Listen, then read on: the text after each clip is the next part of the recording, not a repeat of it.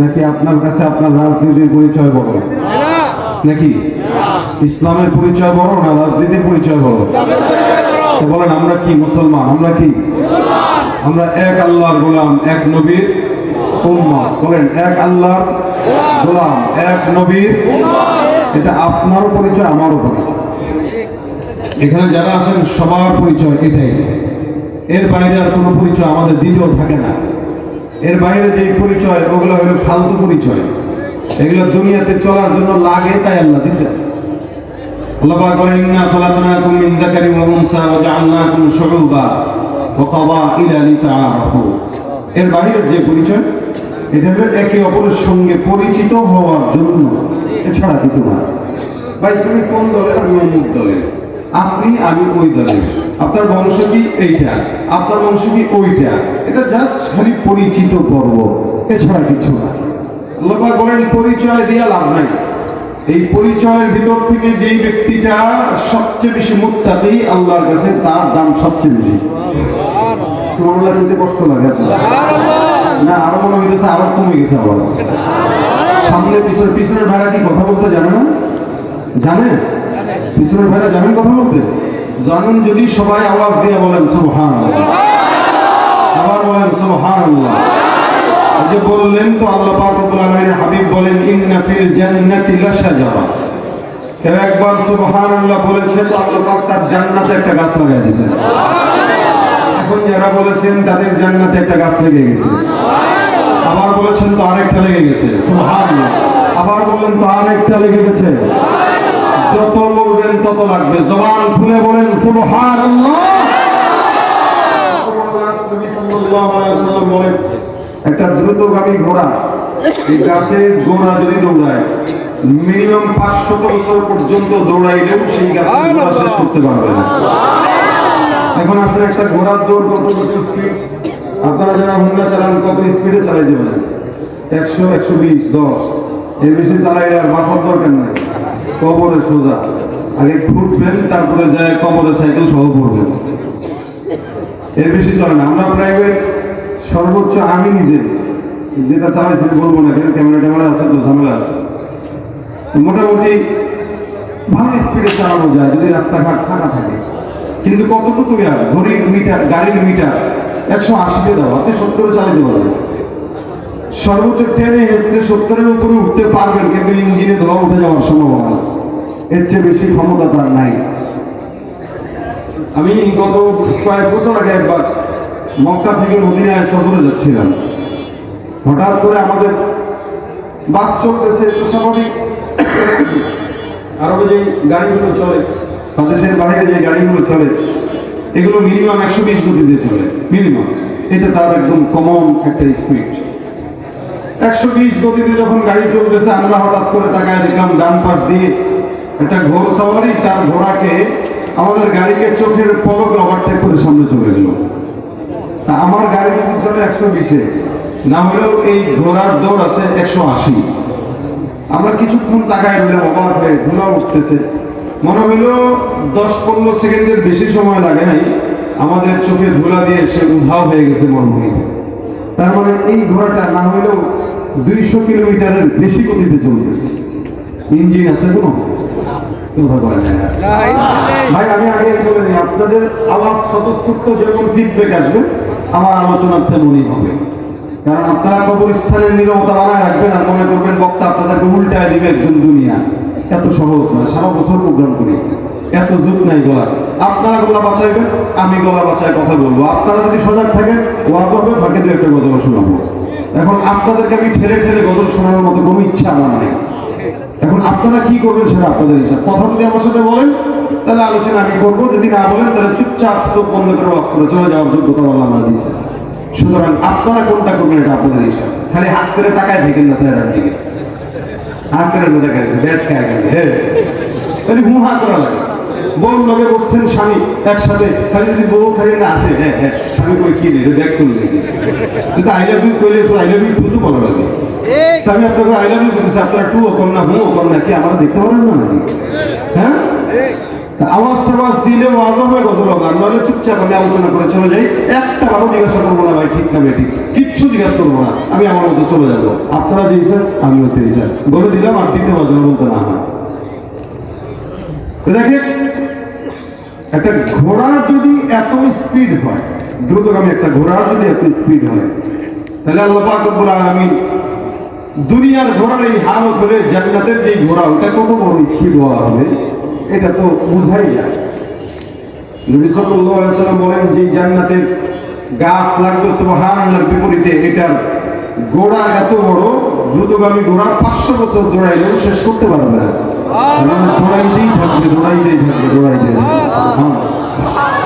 যতক্ষণ বসা থাকবেন আওয়াজ হবে। বলেন সুবহানাল্লাহ, আলহামদুলিল্লাহ, আল্লাহু আকবার। আল্লাহ কবুল করে বলেন আমিন। ভাই আমার, আমরা নবীর উম্মত, আমি আগেই বলেছি আমরা নবীর উম্মত, এটা আমাদের পরিচয়। এছাড়া যেটা এটা পরিচয়টা শুধু পর্বের জন্য, যাতে পরিচিত হয়। আল্লাহ পাক আমাদেরকে আখিরি নবীর উম্মত হিসেবে যেরকম সম্মান দিয়েছেন, এরকম সম্মান পূর্ববর্তী কোন নবীর উম্মতকে আল্লাহ পাক দেন নাই। আমাদেরকে যেটা দিয়েছে কেমন, আমরা সবার আগে জান্নাতে যাব, তারপর সব নবীর উম্মতের সিরিয়াল ধরবে। সিরিয়াল কাদের আগে? আমাদের আগে। নবীর দিক থেকে আমাদের নবী সবার চেয়ে দামি, আর উম্মতের দিক থেকে আমরা সবার চেয়ে দামি।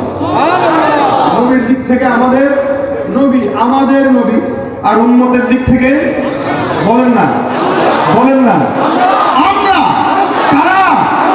আমরা। নবীর দিক থেকে মুহাম্মদুর রাসূলুল্লাহ, উম্মতের দিক থেকে আমরা। কত সম্মান আল্লাহ বলেছেন। কিয়ামতের ময়দানে 120 কাতার উম্মত হবে, 120 কাতার। 120 কাতারের ভিতরে নবী বলেন 40 কাতার উম্মত সমস্ত নবীদের উম্মত, আদম থেকে ঈসা পর্যন্ত যত নবী আছে সব নবীর উম্মত মাত্র 40 কাতার। বাকি 80 কাতার হবে। রাসূল বলেন শুধুমাত্র আমি মুহাম্মদুর রাসূলুল্লাহ সাল্লাল্লাহু আলাইহি ওয়াসাল্লাম। কোথায় 40, কোথায় 80? সাহাবারা বলেন ইয়া রাসূলুল্লাহ পেঁচ লাগবে না, কাউরে ঢুকাইতে যায়, কারে ঢুকায় ফেলেন, আবার চিনবেন কিভাবে এত কোটি কোটি কোটি কোটি মানুষের ভিতরে কে আপনার, কে আদমের, কে ইব্রাহিমের, কে ইসমাইলের? বলেন কোন টেনশনের কারণে আমার উম্মতের আলাদা একটা সিল থাকবে। সুবহানাল্লাহ। কি সিল? এই যে নামাজ পড়ছেন, এসা ওযু করছেন তো, সিজদা দিছেন তো, নবী বলেন এই ওযুর জায়গা, সিজদার জায়গা এমন ভাবে উজ্জ্বল করে দিবে যেগুলো শুধুমাত্র আমার উম্মতের থাকবে, আর আমি এদেরকে দেখে দেখে চিহ্নিত করে জান্নাতে ঢোকায় দেব। আমাদের পাওয়ার আলাদা, এটা আমাদের মর্যাদা আলাদা, জান্নাত তোরা সবার চেয়ে আলাদা। যার কারণে অন্য নবীদের উম্মতদেরকে আমি আল্লাহ কোন গুনাহ করার সাথে সাথে আযাব দিয়ে ধ্বংস করে দিছি, কিন্তু আমার নবী মুহাম্মদের উম্মতকে আমি আল্লাহ আযাব দেওয়ার সাথে সাথে, গুনাহ করার সাথে সাথে আযাব দেই নাই, ধ্বংস করি নাই, বরং যে যত বড় চোর ওরা তত বড় সুযোগ দিছে। কি বলেন? চোর বাটপারদের সুযোগ দেয় বেশি আল্লাহ। এরা মনে করে, মনে হয় দুনিয়ায় তো ভালোই আছি, কিন্তু আল্লাহ পাক বলেন মা কানা রাব্বুকা নাসিয়া, আপনার রব ভুলে যায় না, ছাড় দেয়, ছেড়ে দেয় না।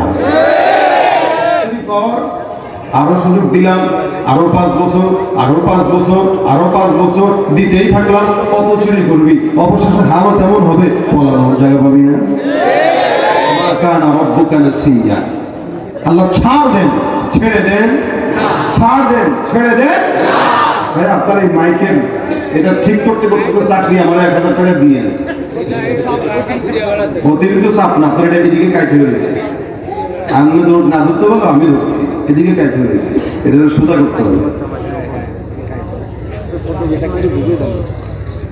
দেখেন আল্লাহ পাক আমাদের পাওয়ার দিচ্ছেন সমস্ত নবীদের ভিতর থেকে সবচাইতে আলাদা, যেটা কোন নবীর উম্মতকে দেন নাই, আর শর্ত সম্ভব না। আল্লাহ পাক রব্বুল আলামিন সমস্ত উম্মতদেরকে কোরআনে রেখেছেন বা অন্যান্য কিতাবগুলোতে রেখেছেন কি, যেমন অন্য নবীর উম্মতদেরকে আল্লাহ বলেছেন মিসকিন, কখনো ফকির মিসকিন, কখনো ইয়া আইয়ুহান নাস, বিভিন্ন বিভিন্ন নামে রেখেছেন। কিন্তু একমাত্র আমরা যাদেরকে আল্লাহ পাক মিসকিন বলেও ডাকেন নাই, নাস বলেও ডাকেন নাই, ফকির বলেও ডাকেন নাই, আল্লাহ পাক আমাদেরকে মহব্বত করে একটা নাম দিয়েছেন, সেটা হলো হে মুমিন। সুবহানাল্লাহ।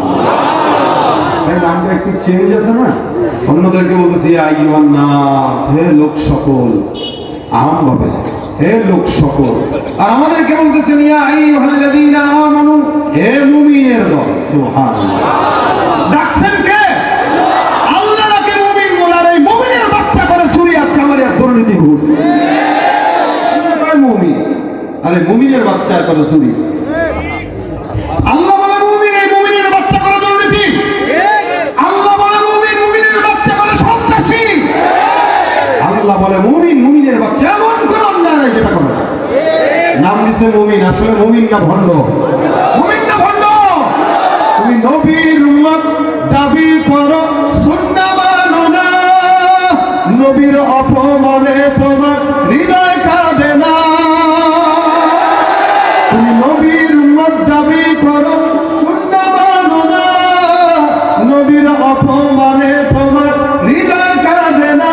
তুমি বিজাতীয় সংস্কৃতিতে শোভেছ পরাণ, তুমি কেমন মুসলমান, তুমি কেমন মুসলমান? ঠিক না? নামাজের সাথে নাই পরিচয়, মানো না কোরআন, নামাজের সাথে নাই পরিচয়, মানো না কোরআন, তুমি কেমন মুসলমান, তুমি কেমন মুসলমান? নামে না কামে? কি হওয়া দরকার বলেন? কি হওয়া দরকার বলেন? কামে, নামে না। নামে মুসলমানের অভাব নাই, যার কারণে এখনো পর্যন্ত এদেশে ইসলামী হুকুমত আসে নাই। নামের মুসলমানের অভাব নাই, এ কারণে এই দেশের সরকারে বা রাষ্ট্রে এদেশে এখনো পর্যন্ত ইসলাম আসে নাই। যদি নামের মুসলমান হতো, এত সংখ্যা দরকার ছিল না, বহু আগে ইসলাম কায়েম হয়ে যেত। আল্লাহ বলেন মুমিন, আর হে ঘুষের কারবারি করে। আল্লাহ সব নবীদেরকে নাম যখন দিয়েছেন, কোরআনে ভিন্ন ভিন্ন নামে রেখেছেন, মানে নাম ধরে ধরে রেখেছেন। যেমন আদমকে আল্লাহ পাক ডাকেন, ঈসাকে ডেকেছেন, নূহকে ডেকেছেন, জাকারিয়াকে ডেকেছেন, ঈসাকে ডেকেছেন, মুহাম্মদকেও ডেকেছেন। কিন্তু তাদের ডাকা আর আমাদের নবীর ডাকা আসমান জমিন পার্থক্য। আল্লাহ বলেন ইয়া আদম উসকুন আনতা ওয়া যাওজুকাল জান্নাহ। আমার আল্লাহ ডাক দিয়া বলেন হে আদম। এখানে আল্লাহ পাক ডাক দিয়া বলেন ইয়া আদম। আদমকে আল্লাহ পাক রব্বুল আলামিন নাম ধরে ডাকলেন। আল্লাহ পাক বলেন ইয়া জাকারিয়া ইন্না নুবাশশিরুকা বিগুলাম। জাকারিয়া নবীকে আল্লাহ পাক রব্বুল আলামিন নাম ধরে ডাকলেন। আল্লাহ পাক বলেন ইয়া ইয়াহইয়া খুযিল কিতাবা বিকুওয়া। ইয়াহইয়া পয়গম্বরকে আল্লাহ পাক রব্বুল আলামিন নাম ধরে ডাকলেন। আমার আল্লাহ বলেন ইয়া নূহ ইহবিতু বিসালামিন মিন্না ওয়া বারাকাতিন আলাইক। এখানে আল্লাহ পাক নূহ পয়গম্বরকে নাম ধরে ডাকলেন। আল্লাহ পাক রব্বুল আলামিন বলেন ইয়া মূসা লা তাখাফ। এখানে আল্লাহ পাক রব্বুল আলামিন মূসাকে নাম ধরে ডাকলেন। আল্লাহ পাক বলেন ওয়া যাকারিয়া ওয়া ইয়াহইয়া ওয়া ইলিয়াস। এখানে আল্লাহ পাক রব্বুল আলামিন যাকারিয়া, ইয়াহইয়া, ইলিয়াসকেও নাম ধরে ডাকলেন। ওয়া ইব্রাহিম ওয়া ইসমাঈল ওয়া যাল কিফল। এখানে আল্লাহ পাক ইব্রাহিম, ইসমাঈলকে নাম ধরে ডাকলেন। আমার আল্লাহ পাক রব্বুল আলামিন জায়গায় জায়গায় যত নবীকে ডাকলেন, সব নবীকে আল্লাহ পাক রব্বুল আলামিন নাম ধরে ধরে ডাকলেন। আল্লাহ পাক রব্বুল আলামিন যখন মুহাম্মদুর রাসূলুল্লাহ সাল্লাল্লাহু আলাইহি ওয়াসাল্লামকে ডাকার প্রয়োজনীয়তা অনুভব করলেন, কোরআনের ফাতিহা থেকে নিয়ে নাস পর্যন্ত একটা জায়গাতেও ইয়া মুহাম্মদ বলে আল্লাহ ডাকেন না। আমার আল্লাহ পাক সব নবীকে নাম ধরে ধরে ডাকলেও আমার নবীকে নাম ধরেন নাই। আমার আল্লাহ পাক রব্বুল আলামিন আপনার আমার পয়গম্বরকে যখন ডাকলেন, আল্লাহ পাক আদবের সঙ্গে সম্মানের সঙ্গে ডাক দিয়া বলেন ইয়া আইয়ুহান নবী। এখানে আল্লাহ পাক রব্বুল আলামিন নবী বলে সম্বোধন করলেন। আল্লাহ পাক রব্বুল আলামিন কখনো কখনো আমার পয়গম্বরকে রাসূল বলে সম্বোধন করলেন। আল্লাহ বলেন ইয়া আইয়ুহার রাসূল। আল্লাহ পাক কখনো কখনো নবী বলে ডাকছেন, কখনো কখনো রাসূল বলে ডাকলেন। আল্লাহ পাক কখনো কখনো ভিন্ন ভিন্ন নামে ডাকলেন। যেমন নাকি একটা সন্তানকে যখন এলাকার মানুষ মহব্বত করে, পরিবারের লোক মহব্বত করে, তখন একজন এক এক নামে ডাকে। মা এক নামে, বাবা এক নামে, দাদা এক নামে, নানি এক নামে। আমার আল্লাহ পাক রব্বুল আলামিন আর তার নাম মুহাম্মদুর রাসূলুল্লাহ সাল্লাল্লাহু আলাইহি ওয়াসাল্লামকে এত মহব্বত করলেন, যার কারণে ভিন্ন ভিন্ন নামে ডাক দেয়া আল্লাহ পাক সুখ পান।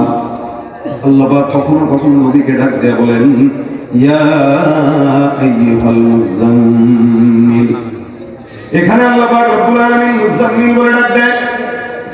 তখন আল্লাহ পাক ডাক দেয়া বলেন ইয়া আইয়ুহাল মুদাসসির। তখন আল্লাহ পাক রব্বুল আলামিন বলেন ইয়াসিন ওয়াল কুরআনিল হাকীম। আল্লাহ পাক রব্বুল আলামিন কখনো কখনো বলেন তাহা মা আনজালনা আলাইকাল কুরআন লিতাশকা। এক এক জায়গায় এক এক নামে এক এক ডাকে সুন্দর করে আল্লাহ পাক আপনার আমার নবীকে ডাকতেন। আল্লাহ পাক কোন জায়গায় মুহাম্মদ বলেন নাই, সব জায়গায় মুহাম্মদ বাদ দিয়া নবী আর রাসূল বললেন। আল্লাহ পাক বলেন লাকাদ কানা লাকুম ফি রাসূলিল্লাহি উসওয়াতুন হাসানাহ। এখানে আল্লাহ পাক আমার নবীকে রাসূল বলে সম্বোধন করেন। আল্লাহ পাক ডাক দেয়া বলেন লাকাদ জাআকুম রাসূলুম মিন আনফুসিকুম। এখানে আল্লাহ পাক রাসূল শব্দটা ব্যবহার করলেন। আল্লাহ পাক রব্বুল আলামিন যদিও কোন জায়গায় মুহাম্মদ শব্দ উল্লেখ করলেন, কিন্তু ওই জায়গায় মুহাম্মদের পাশে আবার রাসূল শব্দটাও লাগাই নাই, যার কারণে আল্লাহ বলেন মুহাম্মাদুর রাসূলুল্লাহ ওয়াল্লাযীনা মাআহু আশিদ্দাউ আলাল কুফফার। এখানে আল্লাহ পাক রব্বুল আলামিন মুহাম্মদের পাশে রাসূল শব্দটাও লাগাই দিলেন। আমার আল্লাহ আয়াতে বলেন ওয়ামা মুহাম্মাদুন ইল্লা রাসূল।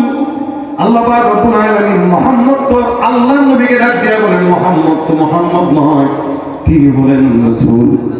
অন্য আয়াতে আল্লাহ পাক বলেন মা কানা মুহাম্মাদুন আবা আহাদিন মির রিজালিকুম ওয়ালাকিন রাসূলুল্লাহ ওয়া খাতামান নাবিয়্যিন। এখানে আল্লাহ পাক রব্বুল আলামিন বললেন মুহাম্মদ তোমাদের কোন পুরুষের পিতা না, মুহাম্মদের পরিচয় দুইটা। এক নাম্বার আল্লাহ পাক রব্বুল আলামিন বলেন মুহাম্মদের পরিচয় হলো ওয়ালাকিন রাসূলুল্লাহ, ওয়ালাকিন রাসূলুল্লাহ। আমার আল্লাহ দিয়ে বলেন মুহাম্মদের এক নাম্বার পরিচয় তিনি হলেন আল্লাহর রাসূল। দুই নাম্বার পরিচয় ওয়া খাতামান নবিয়্যিন। এই নবীর পরে আর কোন নবী আসার সম্ভাবনা নাই, ইনি হলেন আখির নবী, শেষ নবী। যারা এই নবীকে শেষ নবী মানে না তারা মুসলমান হতে পারে না।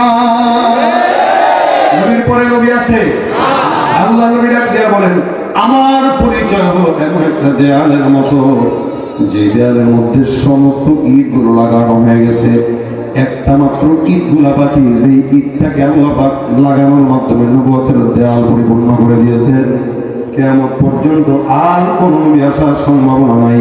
আজকে সমাজে যারা গোলাম আহমদ কাদিয়ানীকে কাফের মনে করে না, এগুলো সব হলো কাদিয়ানীদের মতো কাফেরের দল। নবীর পরে নবী নাই, বলে নবীর পরে নবী নাই।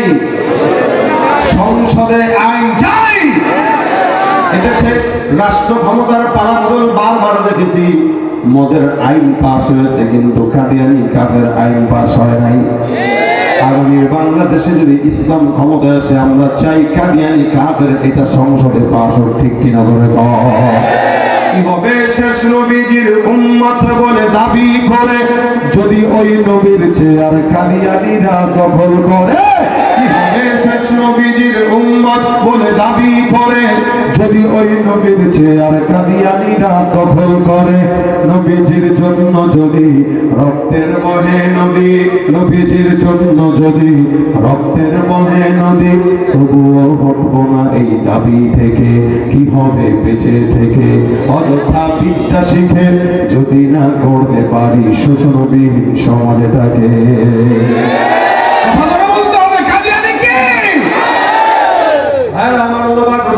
পরিচয় তুলে ধরলেন মুহাম্মদের শেষ পরিচয় ওয়ালাকিন রাসূলুল্লাহ ওয়া খাতামান নবিয়্যিন। অর্থাৎ কোরআনের মধ্যে আল্লাহ পাক কোন জায়গায় মুহাম্মদকে শুধু মুহাম্মদ বলেন নাই, লকব দিয়ে দিয়ে ডাকছেন। আল্লাহ পাক আপনাকে আমাকে এই কথা আবার স্বীকারোক্তি দিয়ে দিলেন, লা তাজআলু দুআ আর-রাসূল বাইনাকুম কাদুআই বা'দুকুম বা'দা। হে মুমিনের দল, তোমরা নবীকে অন্যান্য মানুষকে যেভাবে ডাক দাও, আল্লাহ মুহাম্মদ রাসূলুল্লাহকে সেভাবে ডাকবা না। আল্লাহ পাক রব্বুল আলামিন কেমনে ডাকবে এটাও পয়গম্বরের উম্মতদেরকে শিখিয়ে দিলেন। শুধু তাই নয়, নবীর সামনে কথা কিভাবে বলবে আল্লাহ পাক সেটাও শিখিয়ে দিয়ে বললেন, লা তারফাউ আসওয়াতাকুম ফাওকা সাওতিন নবী। খবরদার, নবীর সামনে যখন কথা বলবা তখন এলোমেলো কথা বলবে না, গলা উঁচু করে কথা বলবে না। নবীর সামনে কথা বলার সময় সতর্ক থাকবা যাতে রাসূলের কথার উপরে তোমার কথার আওয়াজ না যায়। সুবহানাল্লাহ। এত মর্যাদা আল্লাহ পাক রব্বুল আলামিন আপনার আমার নবীকে দান করলেন। হে মুসলমান, সেই নবীর উম্মত আমরা। আল্লাহ পাক যেমন নাকি মর্যাদার দিক থেকে সর্বোচ্চ বানাইছেন, সৌন্দর্যের দিক থেকে আল্লাহ পাক সবচেয়ে সুন্দর বানাইছেন। যার কারণে এই গোটা দুনিয়াতে যত মানুষ আছে সব মানুষের মধ্যে সবচেয়ে সুন্দর হলো মুহাম্মদুর রাসূলুল্লাহ সাল্লাল্লাহু আলাইহি ওয়াসাল্লাম। সব কিছু আল্লাহ পাক আদেশ দিয়া বানাইলেও আপনার আমার নবীকে আল্লাহ পাক নিজের হাতে মহব্বত করে ভালোবেসে বানিয়েছে। একদিন কবি হাসান বিন সাবিত রাদিয়াল্লাহু তাআলা আনহু, আপনারা কি নাম শুনছেন না? কবি হাসান বিন সাবিত, আমরা যাদের উত্তর শুনি, উনি কবিতার চর্চা করতেন।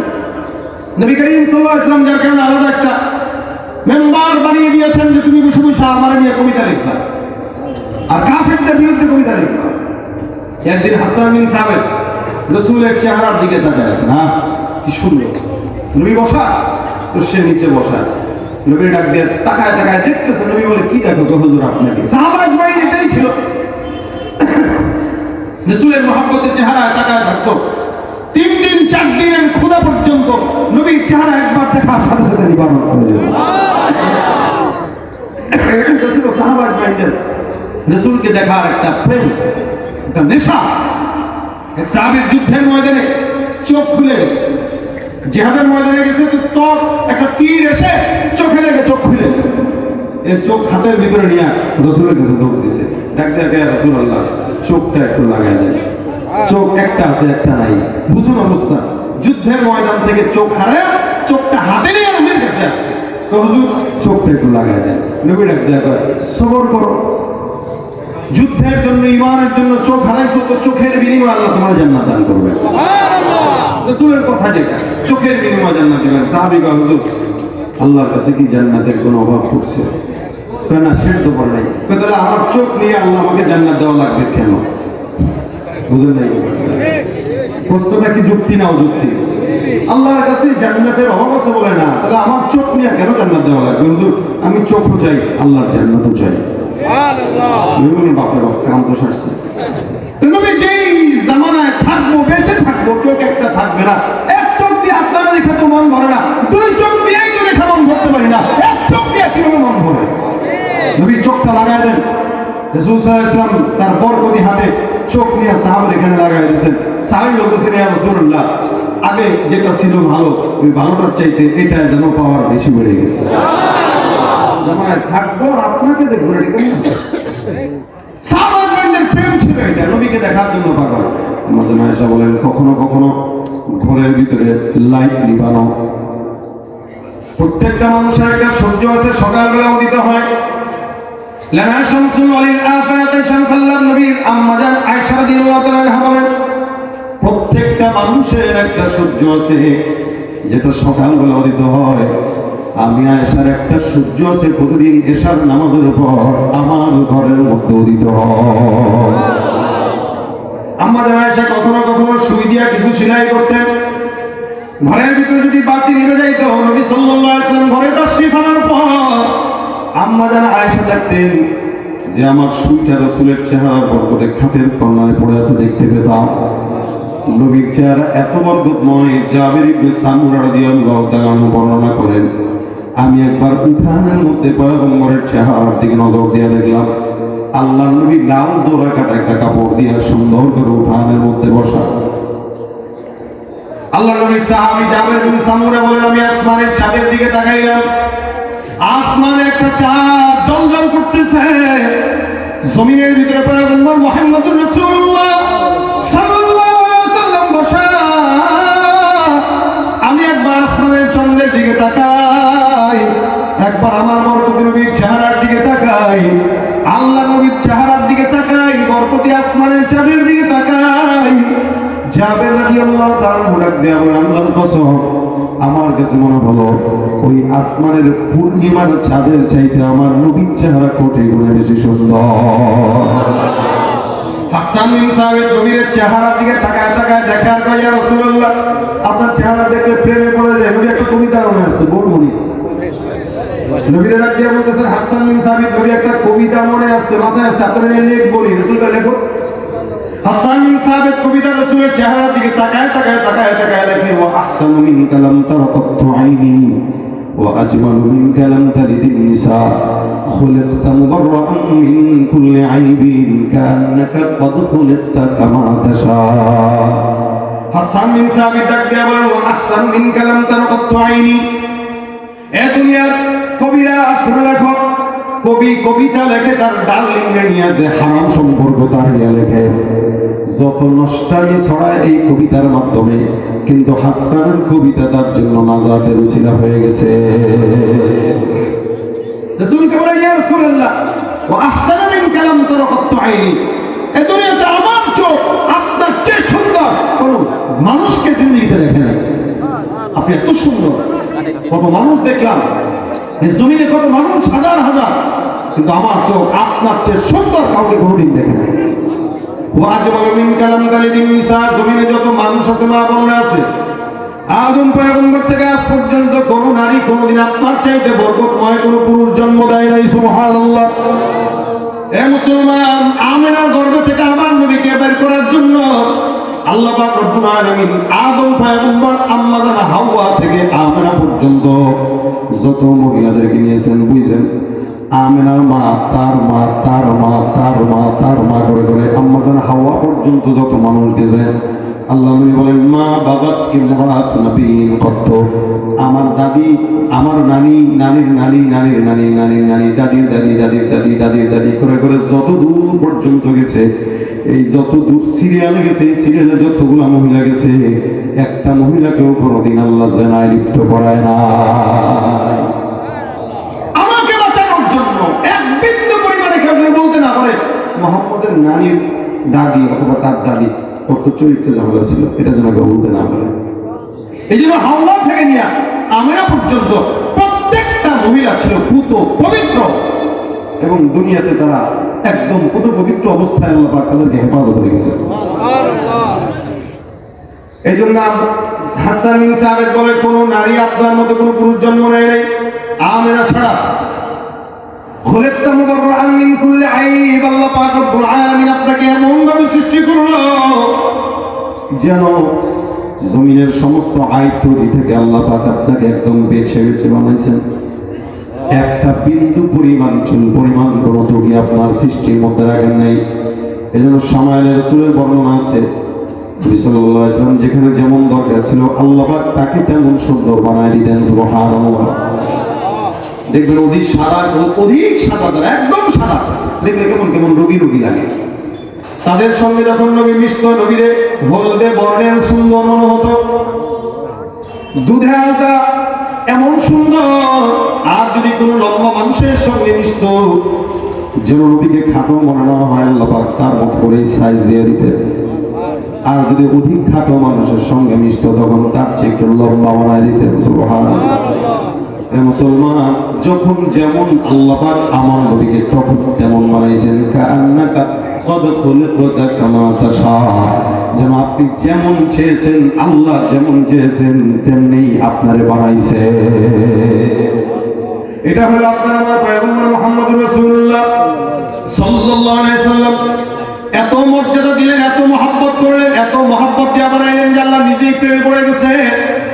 যার কারণে আল্লাহ পাক রব্বুল আলামিন বলেন, কোন নবীর উপর আমি আল্লাহ পাক দুরূদ আর রহমতের সালাম পৌঁছাই নাই, কিন্তু একমাত্র মুহাম্মদুর রাসূলুল্লাহ, যার ব্যাপারে আল্লাহ বলেন ইন্নাল্লাহা ওয়া মালাইকাতাহু ইউসাল্লুনা আলান নবী। আমার আল্লাহ ডাক দিয়া বলেন নিশ্চয়ই আল্লাহ আর আল্লাহর সব ফেরেশতারা ওই পয়গম্বরের উপরে দুরূদের আমল করে। আল্লাহ পাক রব্বুল আলামিন ইব্রাহিমের উপরেই পড়ে নাই, ইসমাঈলের উপরে পড়ে নাই, আদমের উপরে পড়ে নাই, কোন নবীর উপরে আল্লাহ পাক রব্বুল আলামিন দুরূদের সালাম পৌঁছায় নাই, কিন্তু শুধুমাত্র মুহাম্মদের উপর আল্লাহ পাক পড়ছেন। আল্লাহ একা পড়েন নাই, তার সব ফেরেশতাদেরকে নিয়েই পড়েন। সুবহানাল্লাহ। এখন বলেন তো আল্লাহর ফেরেশতা কয়জন বলতে পারবেন কেউ? জমিনে একটা ঘর আছে বাইতুল্লাহ, যেটা সর্বপ্রথম ঘর। এই ঘরটা আল্লাহর বান্দারা তওয়াফ করে, যতবার মন চায় ততবার তওয়াফ করবে, কোনো বিধি নিষেধ নেই। আল্লাহ নবী বলেন বাইতুল্লাহর উপর একটা ঘর, বাইতুল মামুর। জমিনের ঘর তওয়াফ করে ইনসান, আসমানের ঘর তওয়াফ করে আল্লাহর ফেরেশতা। আল্লাহ নবী বলেন ওই ঘরটাকে যদি আল্লাহ পাক ছেড়ে দেয় তাহলে একদম বরাবর বাইতুল্লাহর উপরে পড়বে। জমিনের ঘর বাইতুল্লাহ তওয়াফ করে ইনসান, যতবার মন চায় ততবার তওয়াফ করবে। আসমানের ঘর আল্লাহর ফেরেশতারা তওয়াফ করে, প্রত্যেকটা দলে দলে 70,000 ফেরেশতা তওয়াফ করে। সুবহানাল্লাহ। নবী বলেন এই যে দলে দলে 70,000 ফেরেশতা তওয়াফ করে, একবার কোন ফেরেশতা কোন দলে যদি তওয়াফ করতে ঢুকে, এই ফেরেশতা তওয়াফের পর আর কিয়ামত পর্যন্ত কোনদিন সিরিয়াল পায় না। কোটি কোটি ফেরেশতা আল্লাহ পাক রব্বুল আলামিন বলে এত সমস্ত ফেরেশতারা আমার নবীর উপরে দুরূদ পড়ে। আমরা দুরূদের কতটুকুই পড়ি, আমরা কতটুকুই বা পড়তে পারি? সর্বোচ্চ সুন্দর করে স্টেজ সাদা দাঁড়া দাঁড়ায় নবী সালাম আলাইকা একটু জিলাপি দিয়া খিচুড়ি দিয়ে বিদায়, এর বাইরে আমরা কিছু পারি না।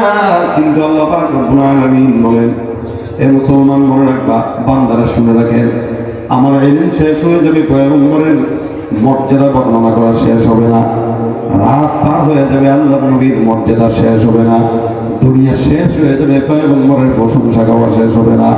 আপনি আমি আর কতটুকুই পাঠ করব? আমার নবীর জন্য আপনি আমি যথেষ্ট নয়, আমার নবীর জন্য যথেষ্ট আমার আল্লাহ। ঠিক না? নবীর হক আদায় করতে পারেন কে? কে কে? আল্লাহ। এই জন্য আল্লাহ পাক রব্বুল আলামিন নিজে আমার পয়গম্বরের উপর দুরূদ পড়ি। মুহাম্মদ হামিদে হামদে খুদা বস, खुदा मत है आखरी मुस्तफा बस। मोहम्मद हामिद हमद खुदा बस, खुदा मत है आखरी मुस्तफा बस। मोहम्मद आज तुम्ही खान खुदा रा, खुदाया आज तो हुब्बे मुस्तफा रा, खुदाया आज तो हुब्बे मुस्तफा रा। আমার আল্লাহ পাক রব্বুল আলামিন নবীকে কত মর্যাদা দান করলেন, যার কারণে আল্লাহ নিজেই নবীর প্রেমে পাগল হয়ে দুরূদের আমল করে। আল্লাহ পাক কোন নবীর উপরে দুরূদ পড়েন নাই, শুধুমাত্র মুহাম্মদুর রাসূলুল্লাহর উপরে পড়লেন। এত মর্যাদা দিয়ে আল্লাহ পাক রব্বুল আলামিন পড়লেন, যার কারণে উম্মতকে আদেশ দিয়ে দিয়েছেন ইয়া আইয়ুহাল্লাযীনা আমানু সাল্লু আলাইহি, হে ঈমানদারের দল, তোমরাও ওই পয়গম্বরের উপরে দুরূদের আমল করো। এমনকি নবী নিজেও তার উপরে দুরূদের আমল করতে। সুবহানাল্লাহ। নবী তো নামাজে পড়তেন আল্লাহুম্মা সাল্লি আলা মুহাম্মদ ওয়া আলা আলি মুহাম্মদ কামা সাল্লাইতা আলা ইব্রাহিম ওয়া আলা আলি ইব্রাহিম ইন্নাকা হামিদুম মাজিদ। নবীও পড়তেন সাল্লাল্লাহু আলাইহি ওয়াসাল্লাম। নবীর উপরেও পড়া এটা ইসলামের আদেশ। ইসলামের আদেশ আল্লাহ পালন করেন, নবীও পালন করেন। সুবহানাল্লাহ। আল্লাহর অন্য কোনো আমল দরকার নেই, কিন্তু এটা আল্লাহ নিজে করেন।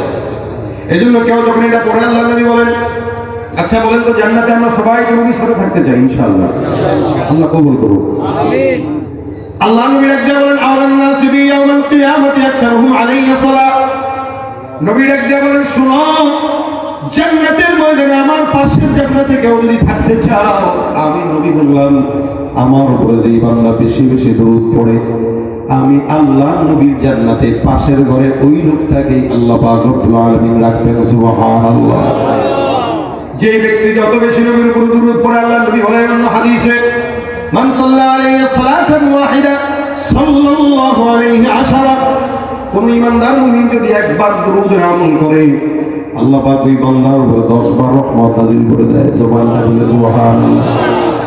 এখন তো আর নবীর প্রেমের পাগল দেখা যায় না। নবীর প্রেমের পাগল যতগুলো আছে সব মুখে মুখে অন্তর দিয়া না, যার কারণে নেতার বিরুদ্ধে কথা বললে জেলখানায় যাওয়া লাগে, কিন্তু নবীর বিরুদ্ধে কথা বললে জামায়া ধরে রাখা হয়। মনে হয় তার নবীর চেয়ে নেতা বড় হয়ে গেছে। স্লোগানও দেয়, আমার নেতার চরিত্র ফুলের মতো আজিম। এত চুরি করতে দেখে, এত দুর্নীতি করতে দেখে, এরপরও আমরা বলি আমাদের চরিত্র, তাদের চরিত্র ফুলের মতো।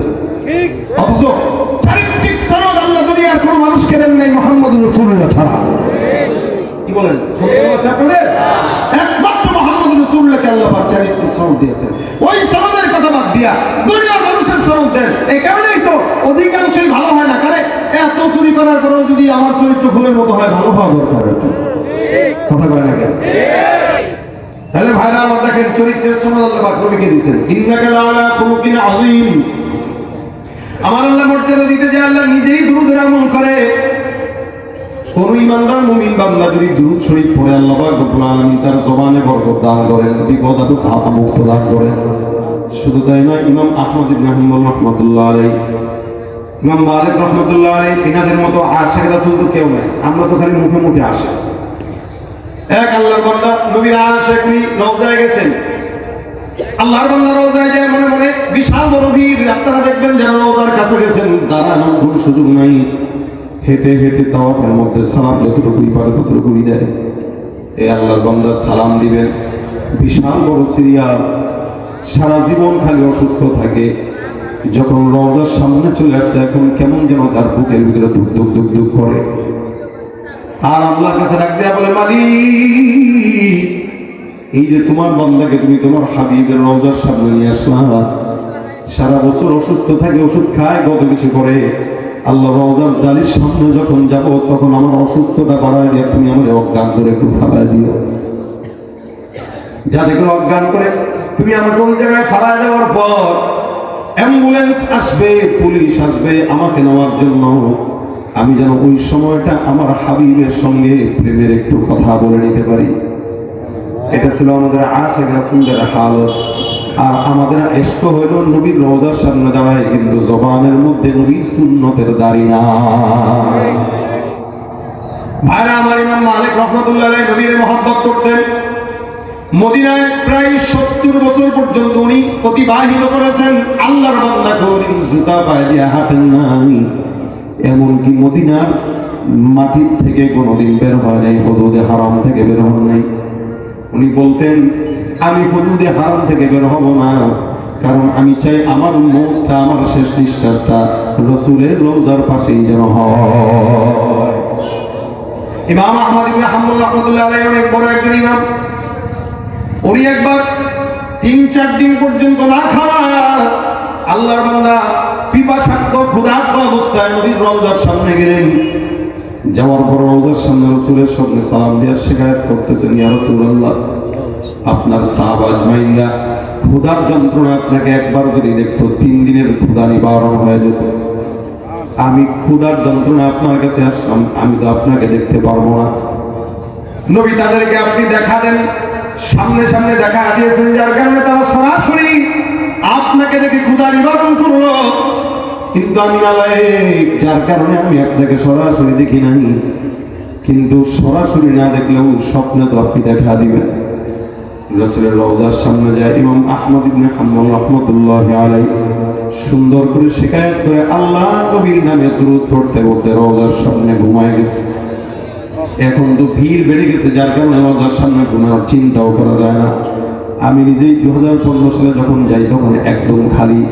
ওই যে রওজাতুন মিন রিয়াজিল জান্নাহ, এই জায়গায় কত রাত সময় কাটানো হয়েছে। হাজি সাহেবদের দিন যত যাচ্ছে, সমস্ত লৌকিকতাগুলো বাড়তেছে, যার কারণে ভিড়ও বাড়ে। এই যে ভিড় বাড়তেছে, ইবাদত নাই, যত মানুষ সামনে যায় সবগুলা মোবাইল নিয়ে ব্যস্ত, নবীকে সালাম দিতে ব্যস্ত থাকে না। খাটিয়া আশিকের রাসূল যারা নবীর রওজার সামনে যায়, তারা নিজেদেরকে স্থির রাখতে পারে না। এই আল্লাহর বান্দা রাসূলের রওজার সামনে যায়, ডাক দিয়ে বলে, ইয়া রাসূলুল্লাহ, আপনাকে বলতেছি, আপনার সাহাবা আজমাইন আপনাকে দেখে দেখে ক্ষুধা নিবারণ করত। আমি আপনার সামনে আসলাম, দেখতে পারি নাই। দয়া করে পয়গম্বর, আপনি আমার ক্ষুধাটা একটু নিবারণ করে দেন। এই কথা বলে দুরূদ পড়তে পড়তে আল্লাহর বান্দা ঘুমায় গেলেন। ঘুমের ভিতরে স্বপ্নের মধ্যে তাকায় দেখেন ডান পাশে আবু বকর, বাম পাশে ওমর বসা। পিছন থেকে হযরত আলী তাকে ধাক্কা দিয়ে ডাক দিয়ে বলে, এ ইমাম আহমদ ইবনে হাম্বল, তাড়াতাড়ি উঠে যাও। ঘুমের ভিতরে আল্লাহর বান্দা স্বপ্নের ভিতরে দেখে আবু বকর আর ওমর, ওদিক দিয়ে আলী রাদিয়াল্লাহু তাআলা ভিতরে ডাক দিয়ে বলে, তাড়াতাড়ি উঠো, আকা নামদার মুহাম্মদুর রাসূলুল্লাহ আসবে। ইমাম আহমদ ইবনে হাম্বল রাহমাতুল্লাহ আলাইহি লাফ দিয়ে জেগে যায়, তাকায় দেখে পয়গম্বর হাজির। আল্লাহ নবী সাল্লাল্লাহু আলাইহি সাল্লাম হাজির হয়ে হাতের ভিতরে রুটির টুকরা দিলেন। আবু বকরকেও এক টুকরা ছিঁড়ে দিলেন, ওমরকেও এক টুকরা ছিঁড়ে দিলেন, আলীর হাতে এক টুকরা ছিঁড়ে দিলেন, আর এক টুকরা আহমদ ইবনে হাম্বলের হাতের মধ্যে ধরায় দিলেন। সুবহানাল্লাহ। ইমাম আহমদ ইবনে হাম্বল রাহমাতুল্লাহ আলাইহি যখন হাতের ভিতরে রুটিটা নিলেন, সবাই রুটি মুখে দিয়ে খায়, ইমাম আহমদ ইবনে হাম্বলও খায়। আল্লাহর বান্দা খাইতে খাইতে হঠাৎ করে তাকায় দেখে ঘুম থেকে জেগে গেলেন। রওজার সামনে শোয়া অবস্থায় আল্লাহর নবীকে উনি স্বপ্ন দেখলেন। নবী স্বপ্নের মধ্যে তাকে রুটি খাওয়ায় দিলেন, হাতের মধ্যে ধরায় দিলেন। ইমাম আহমদ ইবনে হাম্বল রাহমাতুল্লাহ আলাইহি হাতের ভিতরে তাকায় দেখে রাসূলের ঘুমে দেওয়া ওই রুটিটা তার হাতের মধ্যে এখনো লেগে আছে। তাকায় দেখে হাতে রুটি, রাসূলের স্বপ্নে দেওয়া রুটি। এরকম অসংখ্য ইমামরা, অসংখ্য বুজুর্গের দিনে ইমাম আসিম কুফি নামে একজন ইমাম ছিলেন, নাহু শরীফের অনেক বড় ইমাম। এই আল্লাহর বান্দা যখন কথা বলতেন তখন তার জবান থেকে সুঘ্রাণ আসতো, আর ঠোঁটের মধ্যে সবসময় কি যেন চুষতেন, এরকম জিহ্বা ভিজাইতেন। আমরা যেরকম জিহ্বা দিয়া ঠোঁট ভিজাই, আল্লাহর বান্দা জিহ্বা দিয়া ঠোঁট ভিজাইতেন। আর কথা যখন বলতেন তখন তার জবান থেকে মিশকের ঘ্রাণ আসতো। একবার আমার খাদেম ডাক দিয়া বলে, হুজুর আমি বুঝলাম না, আপনাকে সব সময় কথা বলতে অবস্থায় ঠোঁটের মধ্যে আপনাকে ঠোঁট ভিজাইতে দেখি আর আপনার মুখ থেকে সুঘ্রাণ পাই, এটার কারণ কি আজকে আমাদেরকে বলতেই হবে। ইমাম আসিম কুফি রাহমাতুল্লাহ আলাইহি ডাক দিয়া বলেন, শোনো, আমি আল্লাহর নবী সাল্লাল্লাহু আলাইহি ওয়াসাল্লামের নামের দুরূদের আমল অনেক বেশি করি।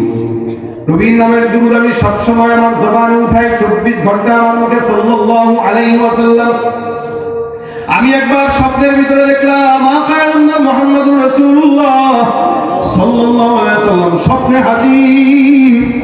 আল্লাহর নবী স্বপ্নের মধ্যে এসে আমার ঠোঁটের মধ্যে, জবানের মধ্যে চুমা খাইলেন।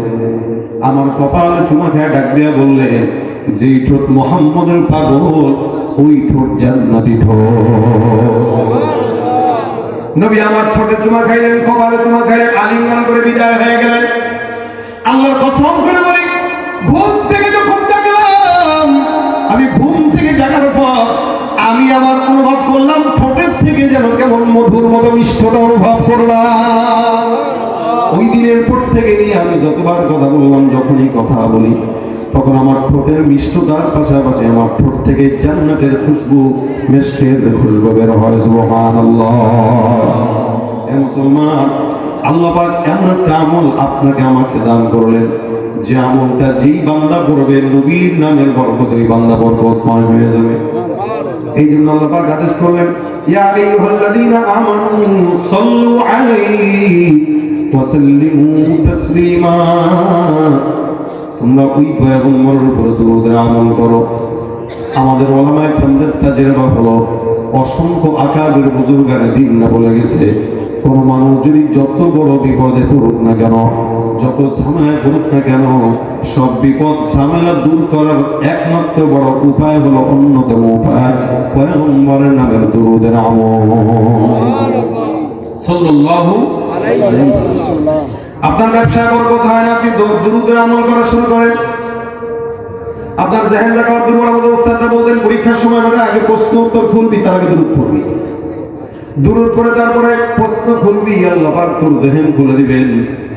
আলহামদুলিল্লাহ, যতবার আমল করেছি ততবার নবীর দোয়ার বরকতে, রাসূলের নামের বরকতে সওয়াব পেয়েছি এবং ফায়দাও পেয়েছি।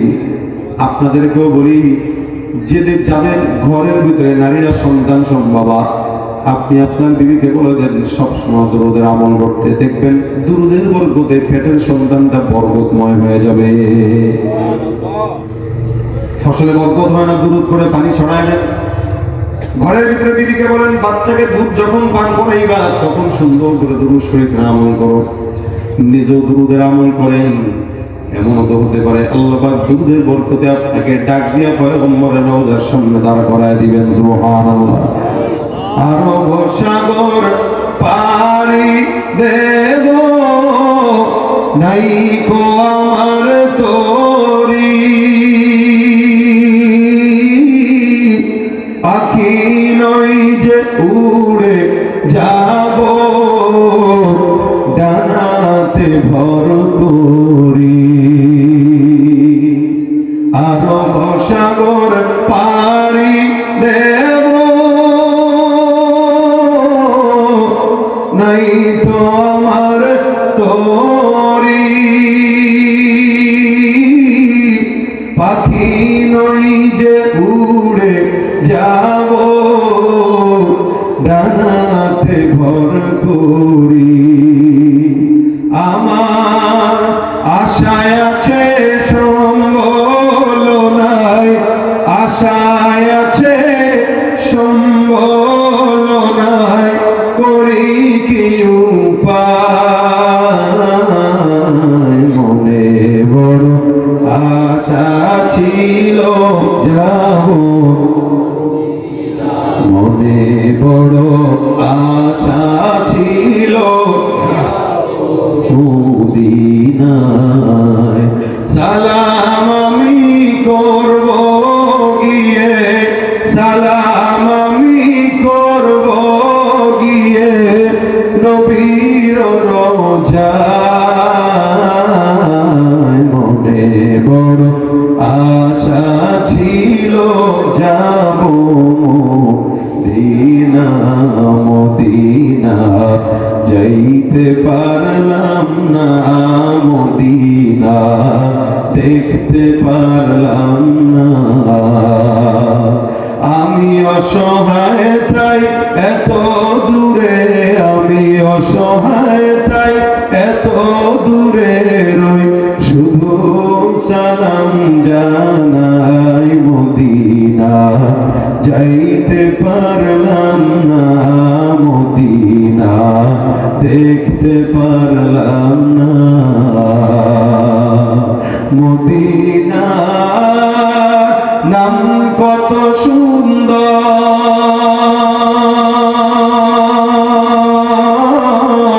মদিনা কেড়েছে অন্তর।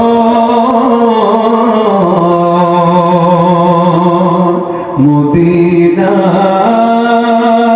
নাম কত সুন্দর, মদিনা কেড়েছে অন্তর। ওই মদিনার পথের ধুলি আমি, ওই মদিনার পথের ধুলি আমি মাখতে পারলাম না, মদিনা দেখতে পারলাম না, মদিনা চাইতে পারলাম না।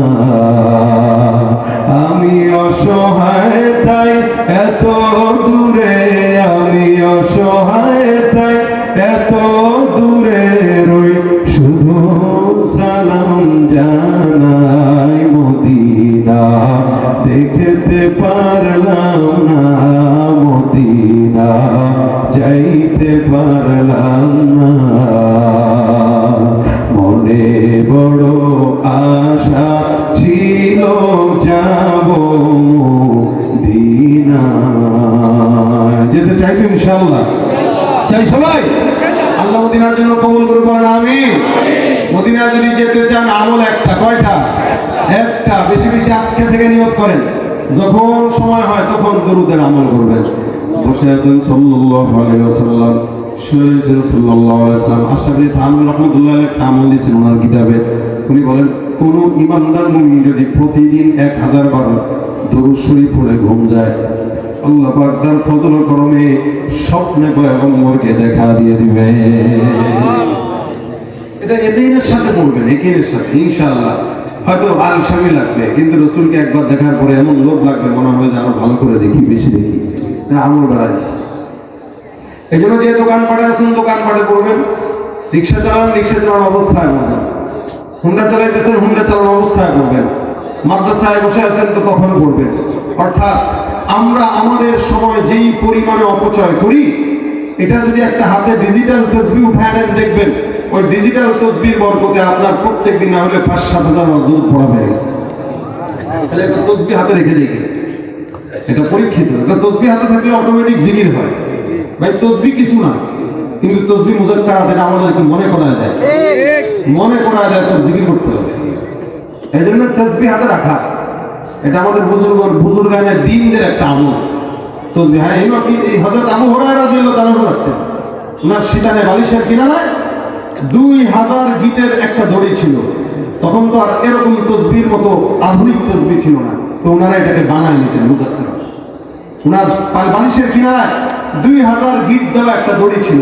উনি প্রত্যেক দিন রাত্রেবেলা ঘুমানোর আগে সুবহানাল্লাহ এই শব্দটা 2000 বার পড়ে ঘুম দিতেন। আমরা তো ঘুমানোর আগে হেডফোন কানে দিয়া গান শুনতে ঘুমাই, অভ্যাস বানা নিছে এটা।